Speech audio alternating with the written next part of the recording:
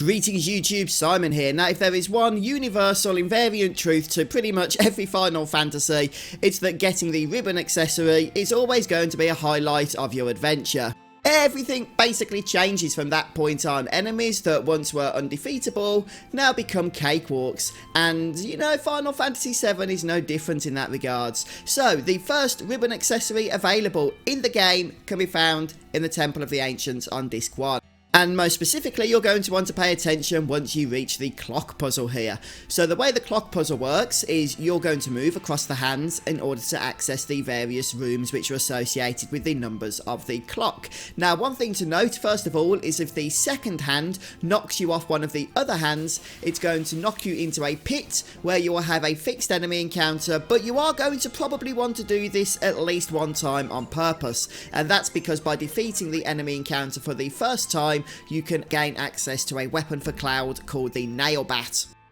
Then, once making your way back to the clock puzzle room itself, we can begin spinning the hands in order to access the other treasures and enemy encounters. So you'll probably want to choose the Move It Myself option, as that gives you the greater control, and out of all 12 rooms, which are, as you can see, scattered around the numbers on the clock here, about half of these are going to be useful. Now, it should be worth noting before going any further that room 6 is going to lead to the next story destination, so you're not going to want to access that until last, because if you go through it first, you're actually going to lock off access to the other rooms, so just be careful about that. Ignore room 6 until you've done everything else here.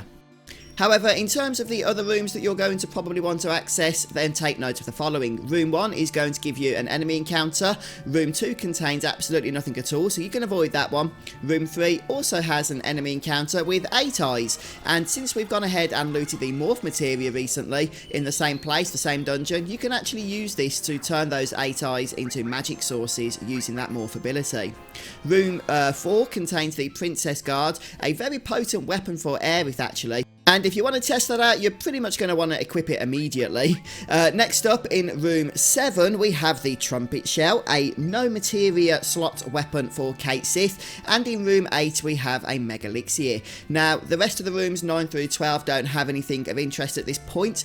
But one room I didn't mention was the room associated with number 5, and that's because I saved the best until last, and number 5 does indeed contain that super amazing, super powerful, super elusive ribbon accessory. So regardless of whether you get the other items or not, or the other enemy encounters, make absolutely sure you do not miss out on getting into room 5 and grabbing the beautiful item that is the ribbon.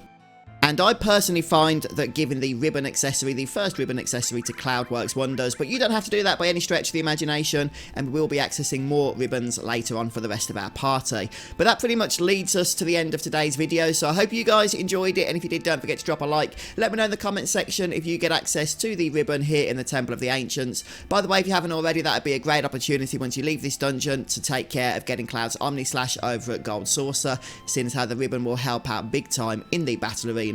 But that's neither here nor there for this playthrough, as I've already done that. But thanks for stopping by, checking out the episode. Have a wonderful day, and I'll see you next time. Goodbye, everybody.